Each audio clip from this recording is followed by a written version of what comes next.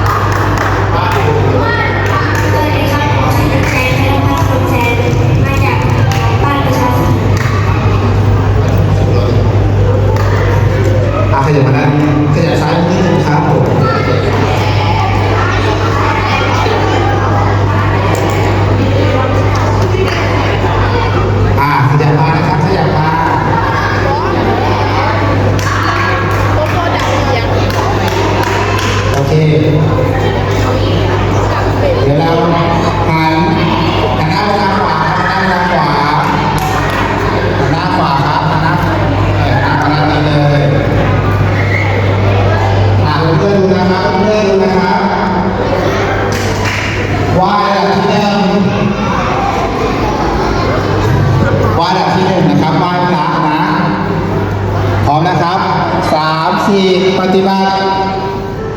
ถูกไหมดูค้างไว้ก่อนนะค้างไว้ครับถูกไหมครับเพื่อนอันนี้ต้องก้มลงนะครับก้มหลังนะครับก้มดีครับผมพอครับต่อมาไหว้ระดับที่2ไหว้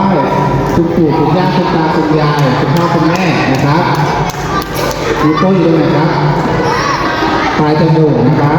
พร้อมนะครับ3 4ปฏิบัติ5 นิ้วชิดกันนิ้วมือชิดกันเลยนิ้วมือชิดกัน5 นิ้วเลยถูกไหมครับเพื่อนๆพี่ดูด้วยโอเคเอามือลงต่อมาไหว้ระดับที่3นะครับไหว้ผู้ใหญ่กว่าเล็กน้อยหรือว่าเพื่อนนะครับผมเป็นรุ่นพี่ครับพร้อมนะครับตรงนี้นะครับมีโต๊ะอยู่ปลายทางนะครับ3 4ปฏิบัติถูกไหมครับถูกต้องโอเคครับตบมือเพื่อนตัวแทนโรงเรียนด้วยนะมีลงเข้าที่พักเลยครับผม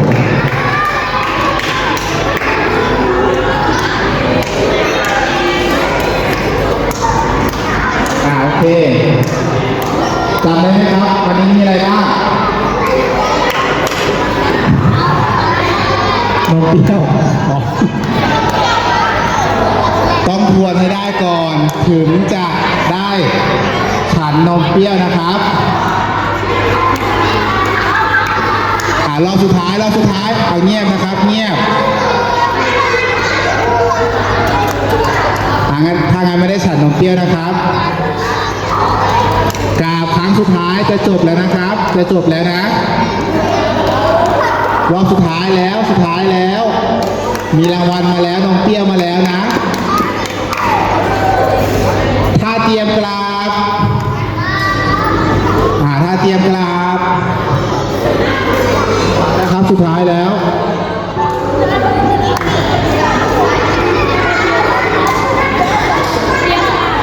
เตรียมพร้อมครับพร้อมนะครับพูดพร้อมกันนะครับ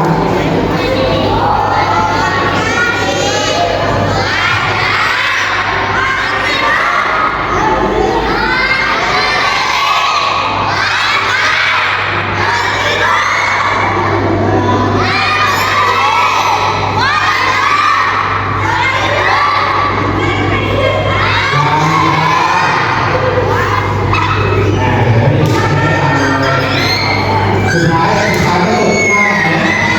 วันโอเคจำไม่ได้นะครับวันที่สุด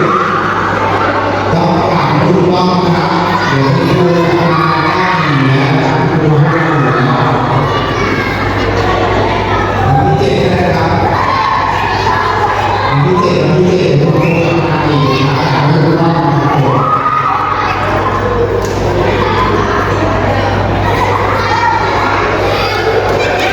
โอเคครับจำได้ขอไว้นะครับ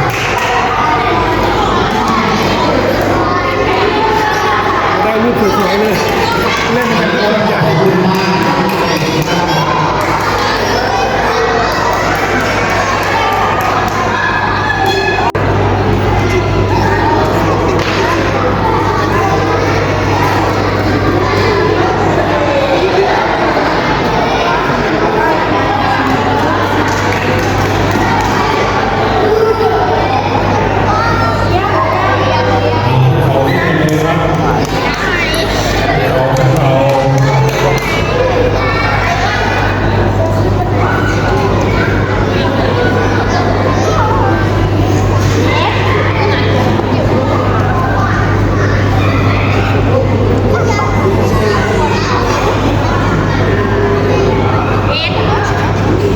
เตรียมตัวนะครับอยากให้ถูกต้องนะสอนแล้วนะ เดียวอัญชลีวัน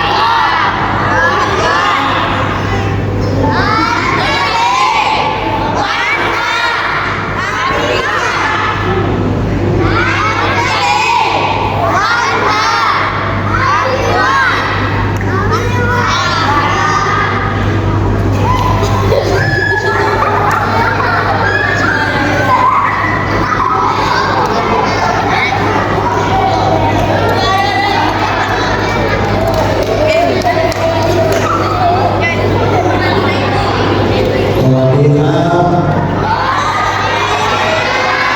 สวัสดีครับยังดื่มอยู่ไหมครับยังดื่มอยู่ไหมครับเริ่มหิวหรือยังครับทำยังไงถึงจะได้ฉันทำยังไงถึงจะได้ฉันแต่ฉันแน่นอนแต่ว่าก่อนที่จะฉันน่ะมันมีวิธีครับมันมีวิธีขับรถเย็นๆเลย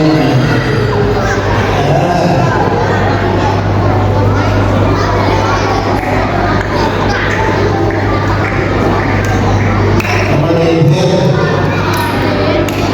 มาเลยเพชรเวลาสามเณรโยมคนไหนน้องชายอยู่ไหนไม่ได้บวชน้องชายไม่ได้บวช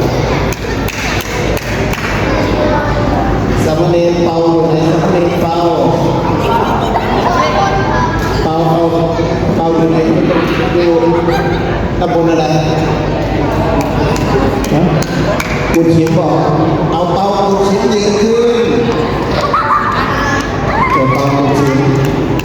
ใครเป่าคนไหนเป่า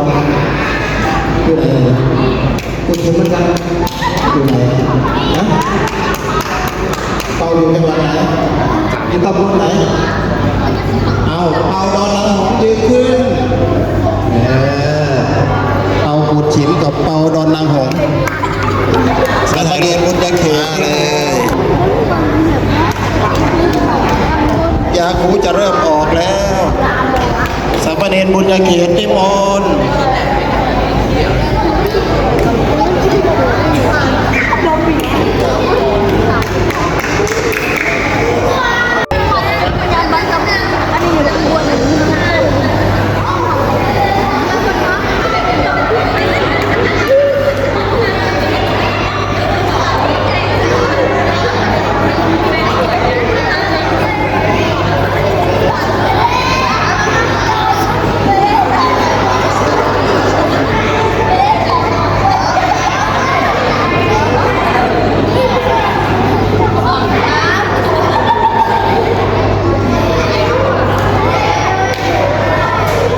เอาได้เวลาแล้วจัดเป็นแถว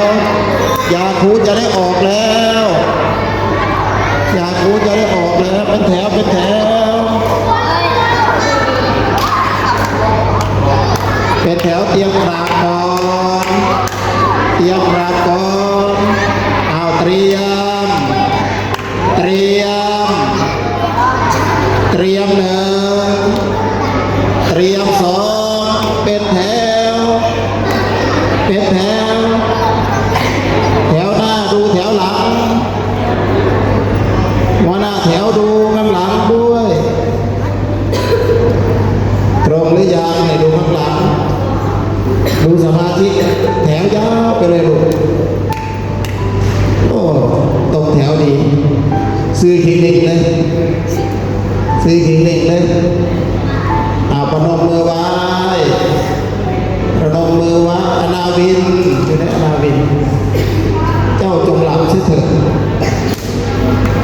โอ้หลับสนิทสิน้ำลงแล้วกันหลับบอก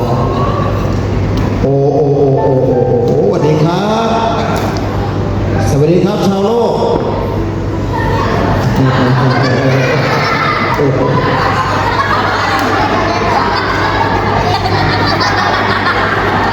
เอานั่งครับนั่งในท่าเทพพระบุตรอ้าวท่าเทพพระบุตรอ้าวนั่งในท่าเทพพระบุตรจะได้กล่าวพร้อมกันอีกครั้งหนึ่งเปล่งเสียงดังๆนิมนต์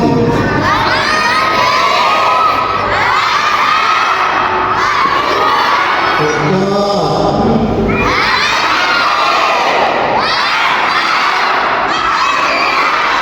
ยอดส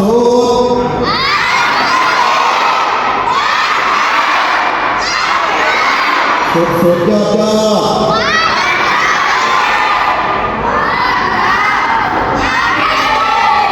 อ้าวจะแต่งยาคูแล้วเอาคุณเองมาเลยลูกเอ้ยไปไหนอยู่เนี่ยสวัสดีมุจเขตเขาสั่งบาทเลยมาเหรอมาทั้งหมดเรียกมาทั้งหมดเอาแถวนี้ก่อนเดินมาแถวนี้ก่อนมาเลยเดินมา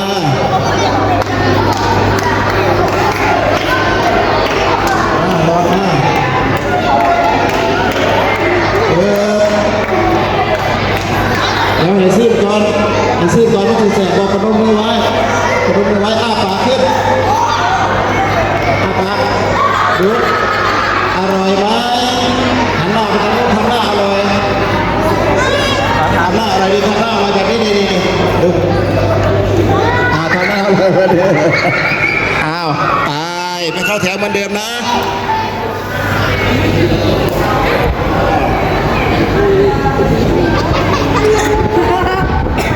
ดูมือไว้ซีมจังหน่อยมึงดูอร่อยไหมอร่อยครับ ไปเข้าแถวเฮ้ย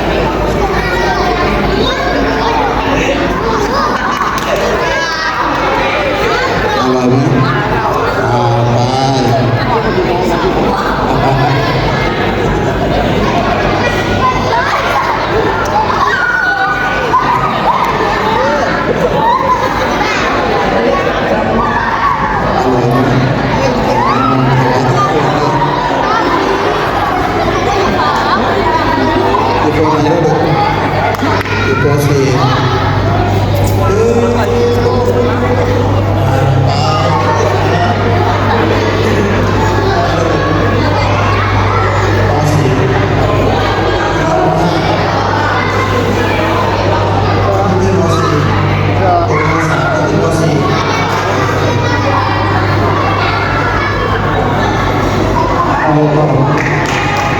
ให้มองก่อน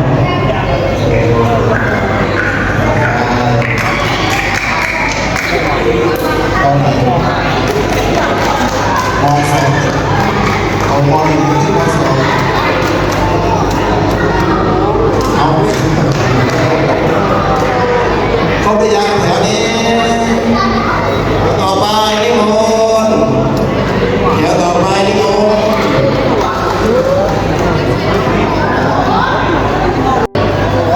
อะไร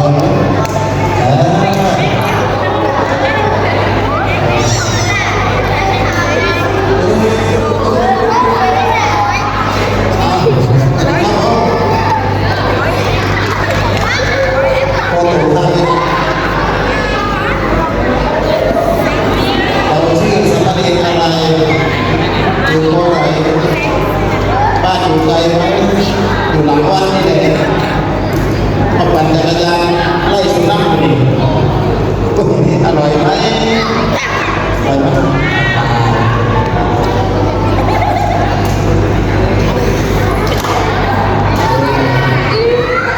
มสองไปที่มสามไปที่มสอง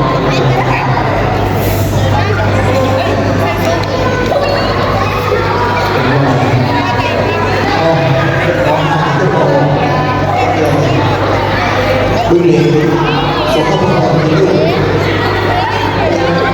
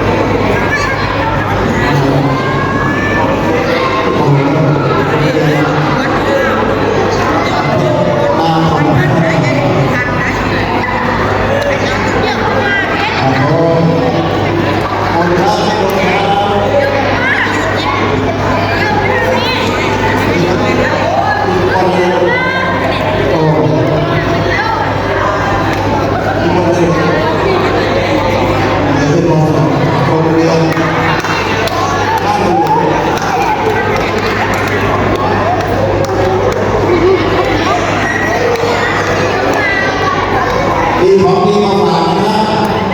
ดีเนี่ยนะครับอยากรู้สึกแล้วของดีมาฝาก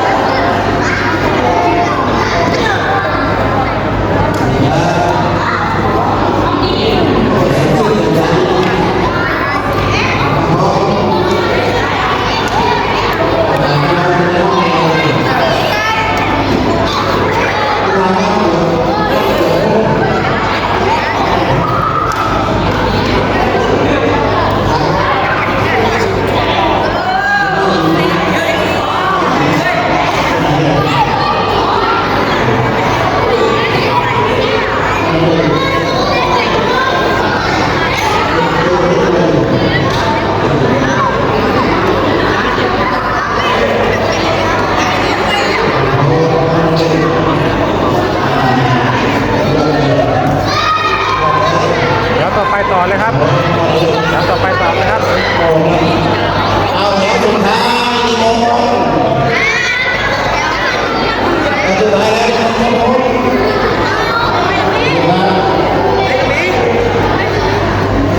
นี่ครับผมหมดแล้ว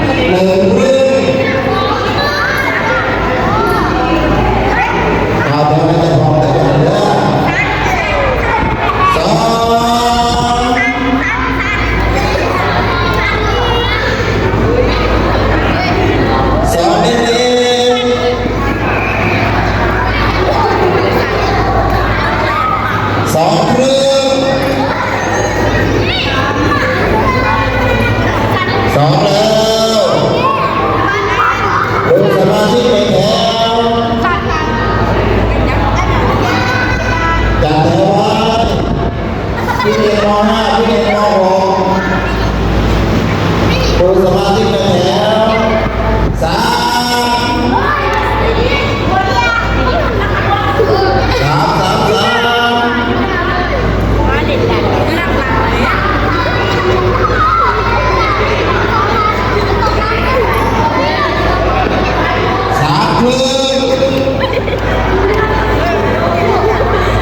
วิ่ง4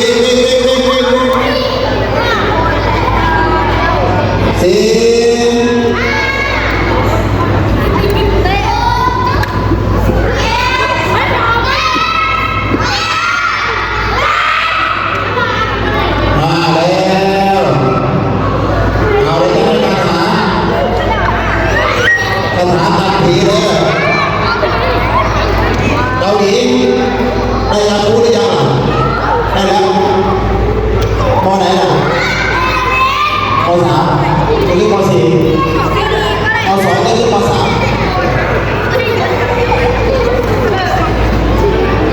เอาเลยนะคาถา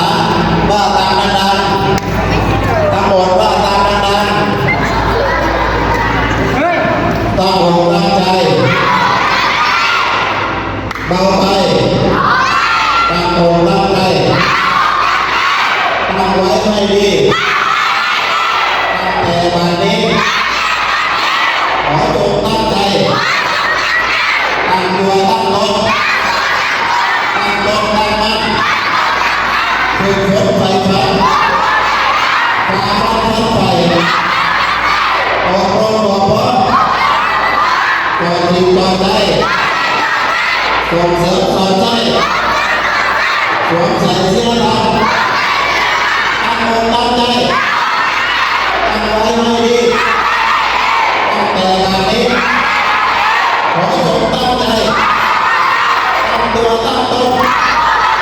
ตั้งตนตั้งมั่นคือขอไฟฟ้ามาล้างพัดไฟออกรบบอกว่าจอมีจอได้ส่งเสริมสอนใจสวมใส่เสื้อดำให้คนพูดเองเลยนะเดี๋ยวก่อนนะ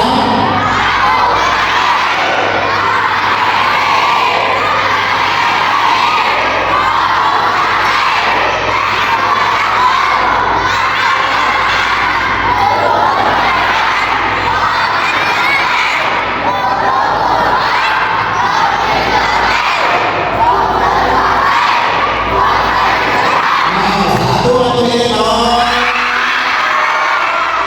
ได้แล้วหนึ่งข้อต่อไปข้อที่สองนี่อ้าวขึ้นข้อที่สองแล้วนะข้อที่หนึ่งผ่านแล้วข้อที่สองนี่อันแมรี่อันแมรี่หาดีมีคนรักก็คงฟังเลี้ยงไว้ในเกหาเป็นคนดีก็ไม่จนคนเมตตาอานุสาสร้างดีไว้ให้ผลพรอันแมรีหาดีมีคนรักก็คงฟังเลี้ยงไว้ในเกหา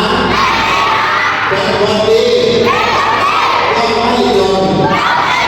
คนเมตตาอานุสาสร้างดีไว้ให้คนมองสามเณรเพชรมานี่หน่อยทดสอบไปเลยเดินขึ้นมาหน้าประตูเพื่อนนะลูกเดินขึ้นปึ๊บอ้าว Hãy subscribe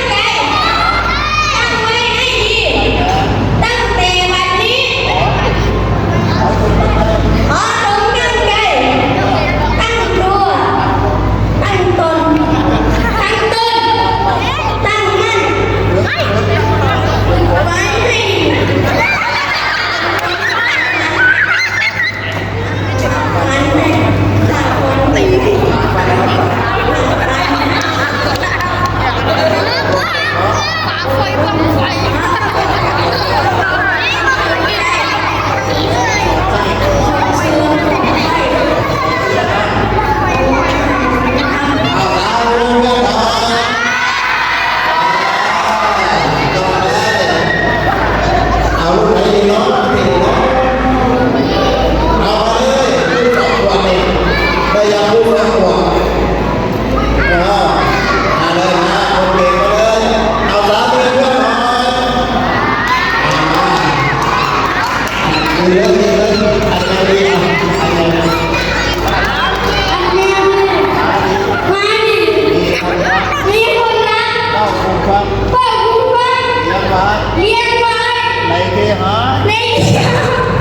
ดี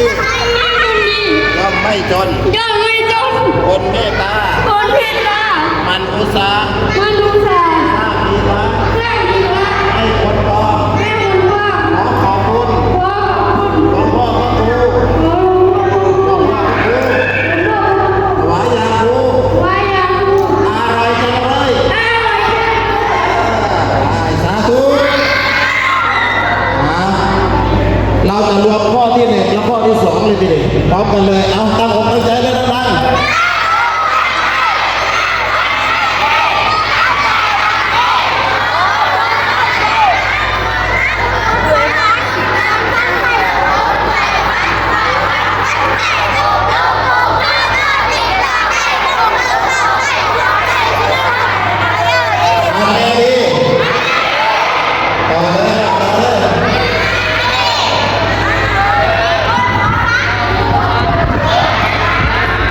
เอาช้าๆนะทีนี้หลวงพ่อจะพูดช้าๆอันแมวดีหมาดีมีคนรักเข้าคุฟ้าเลี้ยงหวานในเพหาเป็นคนดีย่อมไม่จนคงเมตตามันอุตสาห์สร้างดีไว้ให้คนปองพระองค์ทรงตัวแทนบึงเหล็ก1 รูปนิมนต์บึงเหล็กนะโรงเรียนบึงเหล็กพระองค์1 รูปนิมนต์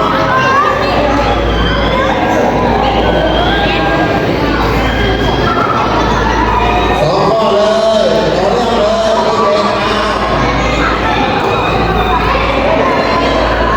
ไหลมาไหลมาไหลมาเรามาถ่ายอีกเรามาถ่ายอีกพูดตามพูดตาม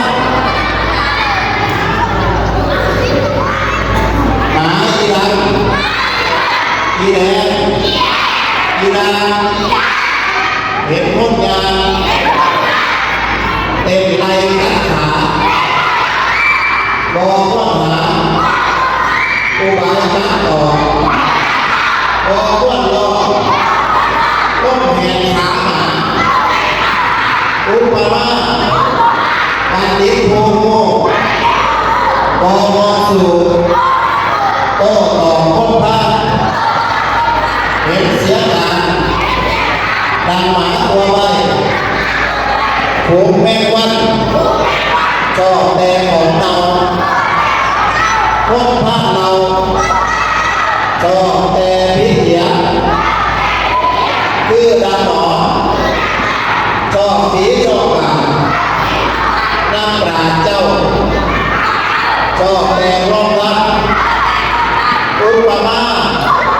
แม่เพิ่งแม่ครูชอบแต่โมดอกไม้ของหอมมันบอกหอมอาสมดอยไม้เขาห้องโต๊ะสะสมเก็บไว้ตามสมัยยามเราตายบอกไปไกลเพียงเพื่อนเราอยู่หูเพื่อนโกงญาติมิตรสหายตามเข้าไปพอจะถึงบาจาบุญบางกาเอาของเอาทักตามไปนั่งทุกคนทุกแห่งบอกแม่เราว่านี่แม่ดีนิดหน่อยเลยสาธุต่อไปสงบมือเก็บมือต่อไปเก็บมือเก็บปากเก็บมือเก็บปากนั่งนิ่งๆเก็บมือเก็บปากนั่งนิ่งๆฟังหลวงพ่อจะเสกคาถาให้ฟังเก็บมือเก็บปากนั่งนิ่งๆขอบคุณครับนั่งนิ่งๆเก็บมือเก็บปากมองหลวงพ่ออย่างเดียวอะระหังสัมมาสัมพุทโธภะคะวะ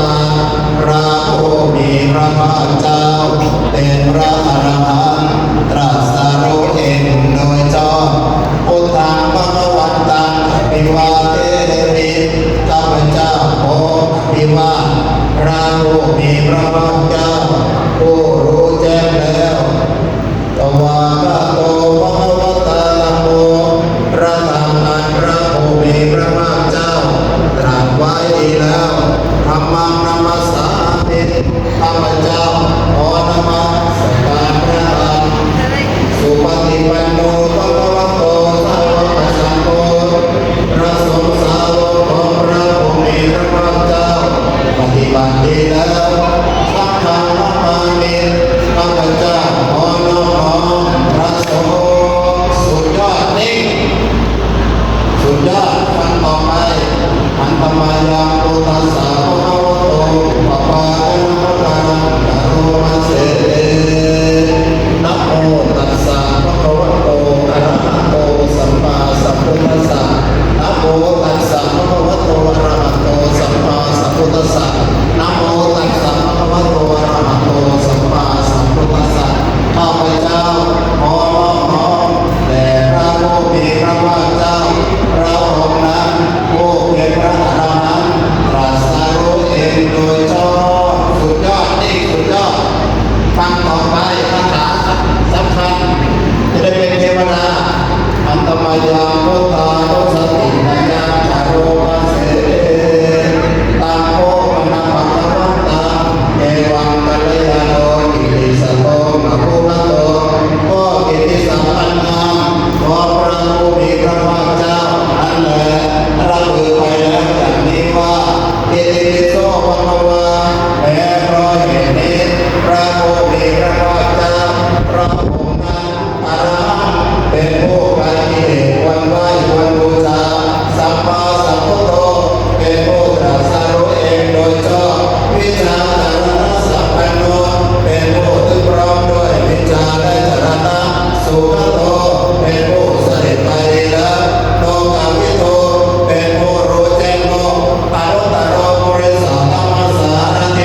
เป็นผู้ฝึกบุรุษที่ควรฝึกได้ไม่มีใครยิ่งกว่าสัทธาเทวมนุษย์สานังเป็นครูของเทวดาและมนุษย์ทั้งหลายพุทโธเป็นผู้ตื่นแล้วเบิกบานแล้วอัคควาเตเป็นผู้จำแนกเหตุแห่งพระธรรมดังนี้แหละสุดยอดยิ่งสุดยอดฟังต่อไปอันตมายามพุทธามิกิติกาโรมาเสพุทธวาระหันตวรตาติพุทธาวิยุโตพระพุทธเจ้าเป็นผู้ประกอบแล้วด้วยพระบุญมีความเป็นพระอรหันต์อันประเสริฐเป็นต้นสุตาวิญาณกรุณาหิสมาคตโตมีตนอันประกอบแล้วด้วยพระญาณและพระกรุณาทั้งหลายอันบริสุทธิ์โอเทสิโยสุชาตตังพระองค์ใดยังประชุมชนที่ดีให้เบิกบานแล้วตามนังมาสุโรดังดวงพระอาทิตย์ยังดอกบัวให้บานอุจนะวันตามหาธรรมรณังศิรสาจิเนนังข้าพเจ้าขอไหว้พระผู้มีพระภาคเจ้าพระองค์นั้นผู้ไม่มีกิเลสเครื่องรบกวนผู้เป็นจอมแห่งผู้ชนะด้วยเสียงกล่าวพุทโธโยสาปปาเนนังสารนังเขตพระพุทธมังพระพุทธเจ้าพระองค์ใดเป็นสารณะอันเกษมสูงสุดของสรรพสัตว์ทั้งหลายปัตมานุสติตานังวันตาวิตังสิเรนะข้าพเจ้าขอไหว้พระพุทธเจ้าพระองค์นั้นผู้เป็นที่ตั้งแห่งความระลึกถึงองค์ที่หนึ่งด้วยเสียงกลางพุทธาสาหัสสาวิตาโสวะข้าพเจ้าเป็นทาสของพระพุทธเจ้าแลพุทโธเมสามิกิสารโรพระพุทธเจ้าเป็นนายใหญ่ของข้าพเจ้าพุทโธโลกาสกาตาจาพระพุทธเจ้าเป็นผู้กำจัดทุกข์ด้วยวิทาตาจาหิตาสเมเป็นผู้ทำประโยชน์เกื้อกูลแก่ข้าพเจ้าด้วยพุทธสาหัมิยาเตเนรีราชีวิตาตินังข้าพเจ้าขอมอบกายถวายชีวิตนี้แด่พระพุทธเจ้าวันทานโตหังจริสามิข้าพเจ้าไว้อยู่จากพระเพื่อนพุทธเสวะสุโภติตังซึ่งความตรัสรู้ดีของพระพุทธเจ้าแลทัตติเปสารนังอัญญังที่เพื่อนอื่นของข้าพเจ้าไม่มีพุทโธเมสารนังวรังพระพุทธเจ้าเป็นที่พึ่งอันประเสริฐของข้าพเจ้าเอเตนะสัจวัชเชนะด้วยการกล่าวคำสัตย์นี้วัฏยังสาธุชาสเน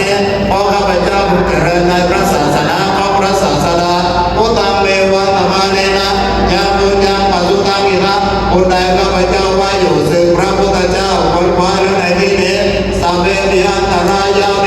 มาเหสุอัสเตจัสสา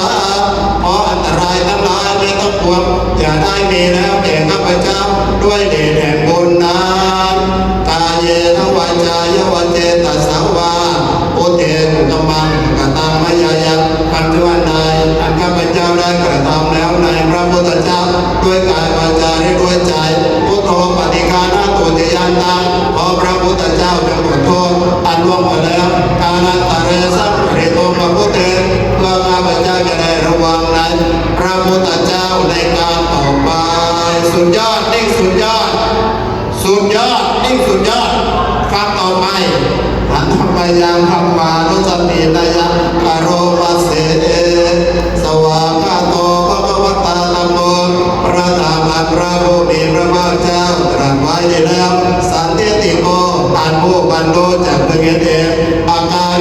ให้ผลไม่เลือกการเอหิปัสสิโกเป็นของควรเรียกให้มารู้โอปัญญิโกเป็นของควรน้อมเข้ามาในตนปัจจตังเวทิตาโพวิญโยเหติอันวิญโยชนทั้งหลายจะเพิ่งรู้เฉพาะตนตามนี้แลเอาชนกันแล้วหยุดยอดสุดยอดชนกันเฉพาะสุดยอดเลยอันตมายังธรรมาวิกิเมกโรมาเสสวากาตตาติคุณโยภวเสนัสโยพระธรรมเป็นของอันประเสริฐด้วยอำนาจอันประกอบแล้วด้วยพระบุตรเป็นธรรมอันพระผู้มีพระภาคเจ้าตรัสไว้ดีแล้วเป็นต้นโยมังมังมังปริยัติวิโมกขเวโทพระธรรมใดตัดด้วยมรรคผลปริยัติและวิโมกตามโมโกโลกัปปตนาตตาริตาเรพระธรรมย่อมป้องกันผู้ประพฤติธรรมไม่ให้ตกไปในโลกที่ชั่ววันตามหัมตมหรังวรธรรมเมตังข้าพเจ้าขอไหว้พระธรรมอันประเสริฐอันคำจากเพื่อนนั้นธรรมโมโยสปปานินังสรณังเขมมุตตมังพระธรรมใดเป็นสรณะอันเกษมสูงสุดของสรรพสัตว์ทั้งหลายทุติยานุสติฐานังวัตตามิตังสิเรนะข้าพเจ้าขอไหว้พระธรรมนั้นอันเป็นที่ตั้งแห่งความระลึกถึงองค์ที่สองด้วยเสียงกล่าวธรรมสหัสสามิตาโสวะข้าพเจ้าเป็นทาสของพระธรรมเจ้าและธรรมโมเมสามิกิสโรพระธรรมเจ้าเป็นนายใหญ่ของข้าพเจ้าธรรมโมทุกขัสสะตาจาพระธรรมเจ้าเป็นผู้กำจัดทุกข์ด้วยวิตาตาจาหิตาสเมเป็นผู้ทำประโยชน์เกิดบุญแก่ข้าพเจ้าด้วยธรรมสหัมมิยาเทมิสารีระชีวิตจิตังข้าพเจ้าขอมอบกายถวายชีวิตนี้แด่พระธรรมเจ้าวันตันโตหังจาริสามิข้าพเจ้าไว้อยู่จากประพฤติธรรมะเสวะสุตามตังซึ่งความที่พระธรรมเป็นธรรมอันดีอาติเมสารนังอัญญังที่เพื่ออื่นของข้าพเจ้าไม่มีธรรมโมเมสารนังวรังพระธรรมเจ้าเป็นที่พึ่งอันประเสริฐของข้าพเจ้าเอเตนะสัจวะเชนะด้วยการกล่าวคำสัตย์นี้ว่าเธอยังสาธุสัสเน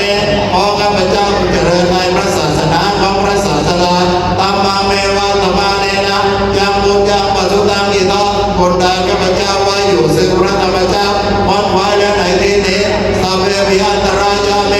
มาเหสุตัสสเตจัสสาขออันตรายทั้งหลายไม่ต้องห่วงอย่าได้มีแล้วแก่ข้าพเจ้าด้วยเดชแห่งบุญนั้นกายเยนวาจายวเจตัสสวะธรรมเดบุกมังกตัมมยายังคำชวนใดอันข้าพเจ้าได้กระทำแล้วในพระธรรมเจ้าด้วยกายวาจาและด้วยใจตามโอปฏิกานาตุติยันตังขอพระธรรมเจ้าโปรดโทษตามลงไปแล้วกาลันตะเรสัมปริตุปตาเมเพื่อข้าพเจ้าจะได้ระวังในพระธรรมเจ้าในการต่อไปสุดยอดสุดยอดนิ่งสุดยอดมากเลยอันตมายังสัพพาทุสตินายังกโรมาเสสุปฏิปันโนภควโตสาวกสังโฆพระสงฆ์สาวกของพระผู้มีพระภาคเจ้าปฏิบัติดีแล้วโอจุปฏิปันโนภควโตสาวกสังโฆพระสงฆ์สาวกของพระผู้มีพระภาคเจ้าปฏิบัติตรงแล้วยาจะปฏิปันโนภควโตสาวกสังโฆพระสงฆ์สาวกของพระผู้มีพระภาคเจ้าปฏิบัติเป็นธรรมเพื่อออกจากทุกข์แล้วสามีจิปฏิปันโนภควโตสาวกสังโฆพระสงฆ์สาวกของพระผู้มีพระภาคเจ้าปฏิบัติสมควรแล้วญาติธรรมนี่คือใครญาตาเรปุริสายุคานีคือด้วยบุรุษทั้งหลายสี่อาตาปุริสาบุคลานับโดยบุคคลเป็นแปดเอสาภควโตสาวกสังโฆนี่แหละคือพระสงฆ์สาวกของพระผู้มีพระภาคเจ้าอาหุนายโยเป็นผู้วันของความรักอาหุนายโยเป็นผู้วันของความรักอากินายโยเป็นผู้วันของธรรมนอัญจาลิกาลกิโยเป็นผู้วันยกมือไหว้อนุตตรังปุญญติตังโลกัสสาติเป็นเรื่องอาบุญของโลกไม่มีดาวอื่นยิ่งกว่าดังนี้แล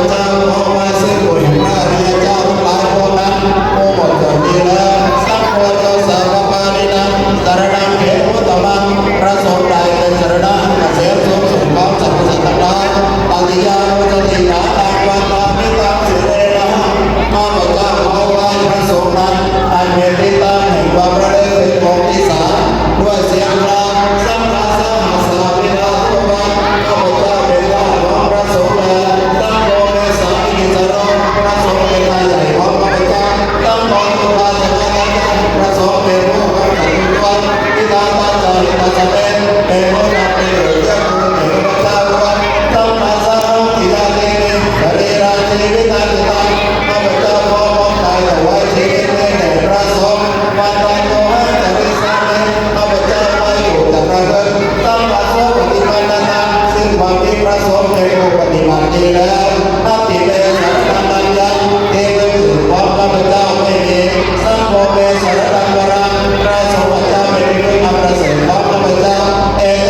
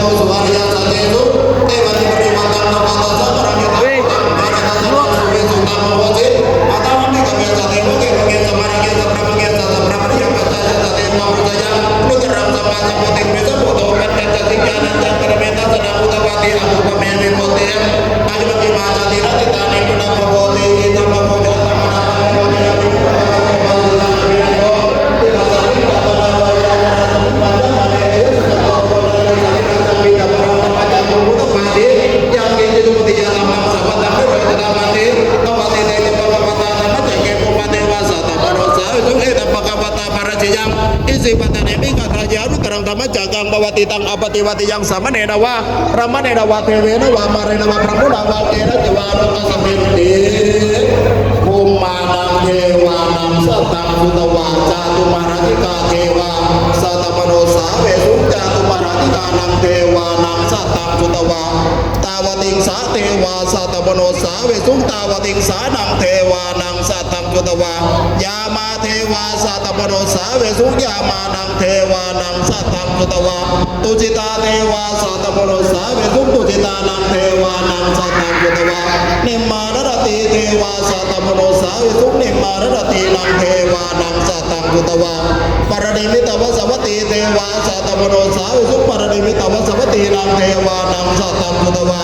รัมมกจิกาเทวาสัตตมโนสาเวสุรัมมกจิกานังเทวานังสัตตังพุตวารัมมปริตจาเทวาสัตตมโนสาเวสุรัมมปริตจานังเทวานังสัตตังพุตวารัมมปโรหิตาเทวาสัตตมโนสาเวสุรัมมปโรหิตานังเทวานังสัตตังพุตวามหาพรหมาเทวาสัตตมโนสาเวสุมหาพรหมานังเทวานังสัตตังพุตวาปริตาภาเทวาสัตตมโนสาเวสุปริตาภานังเทวานังสัตตังพุตวาอปมานาภาเทวา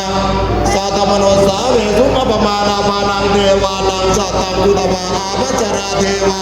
สัตตมโนสาเวสุอภัจจรนังเทวานังสัตตังพุตวาปริตาสุภาเทวาสัตตมโนสาเวสุปริตาสุภานังเทวานังสัตตังพุตวาอปมาณสุภาเทวาสัตตมโนสาเวสุอปมาณสุภานังเทวานังสัตตังพุตวาสุภกินกาเทวาสัตตมโนสาเวสุสุภกินกานังเทวานังสัตตังพุตวาสัญญีสัตตาเทวา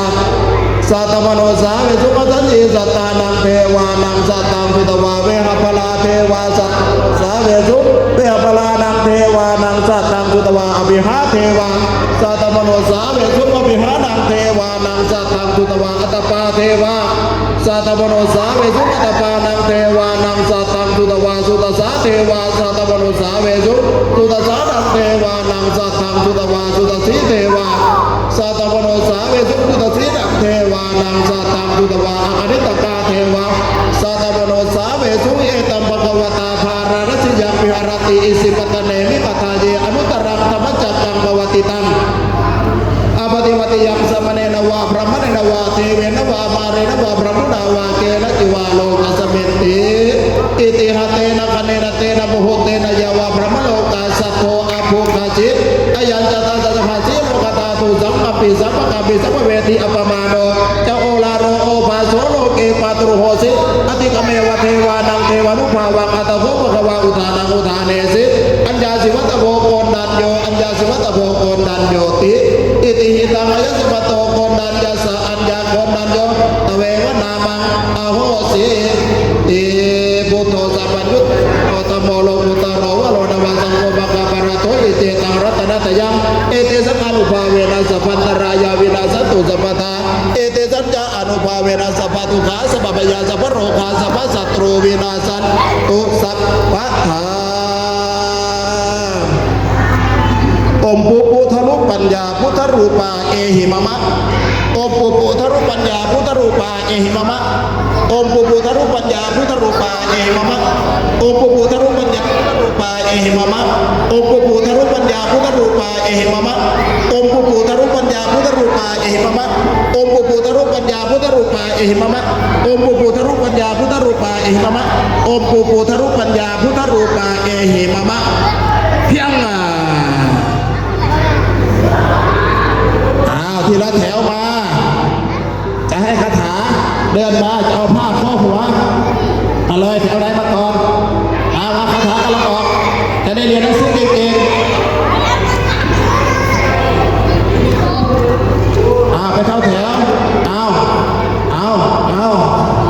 สิทธิ์ศักดิ์สิทธิ์ศักดิ์สิทธิ์ศักดิ์สิทธิ์แปลว่าสำเร็จสำเร็จสำเร็จสำเร็จเอาคาถาไปเต็มที่เลยถอยไปถอยไปถอยไปให้คาถาแล้วให้คาถาแล้วไปให้คาถาแล้วไปให้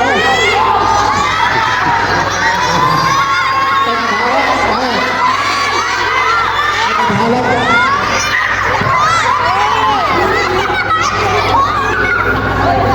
ได้คาถาแล้วไปเอาไหนล่ะไอ้ยังไม่ได้มาเกาหลีมานี่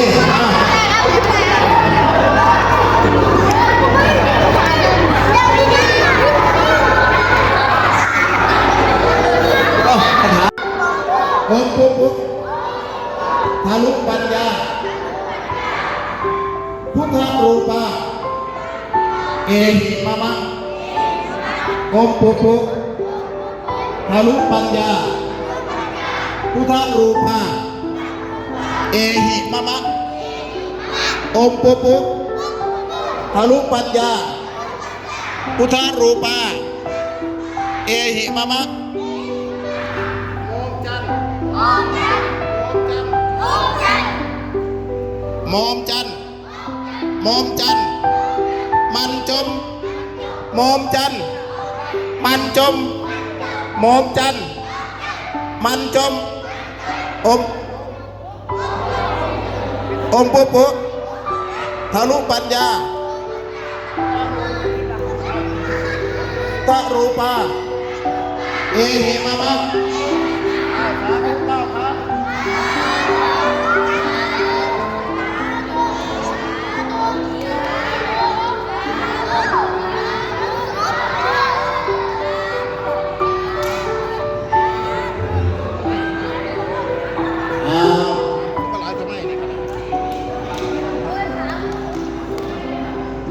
เมื่อหรือยังเอาให้โอกาสให้โอกาสอย่างไรดีเนาะอย่างไรดีเนาะเอาแถวนี้นอนหันหัวเข้าหากัน1 2นอนหันหัวเข้ากันมาหาบอกมาดิเอาหันหัวเข้าหากันแถวนี้นอนหันหัวเข้าหากันเอาแต่ละแถวนอนหันหัวเข้าหากันนิมนต์ครับแต่ละแถวนอนหันหัวเข้าหากันนิมนต์ครับให้เวลา10 นาทีนิ่งนอนหันหัวเข้าหากันให้เวลา10 นาทีนิ่งเงียบเก็บเสียงไปแถวตามมาใกล้ๆไปใกล้ๆครับเอาส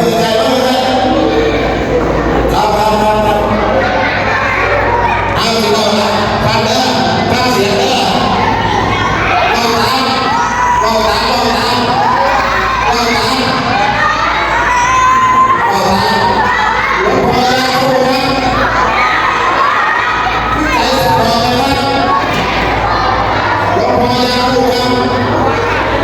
หลวงพ่อยาคู่ครับผู้ใจสปอร์ตเลยครับผู้เสกคาถานี้เลยครับเครื่องนี้พวกกับผมทั้งหลายผู้ทรงสีเจ้าสีบอลนี่ล่ะพวกกับผมทั้งหลายผู้ทรงสีเจ้าสีบอลนี่ล่ะหลวงพ่อผู้ใจดีนะครับถวายยาคู่พระควรใจดีนะครับสบายมากใจดี1 2เอาไว้ทุกคนอย่าผมมองกันใจสปอร์ตนะครับมือหนาไม่อีกนะครับเด้อทุกคนอยู่สีม่วงมาอยู่ทุกคนสีทุกคนสีทุกคนใจลูกทุกคนใจ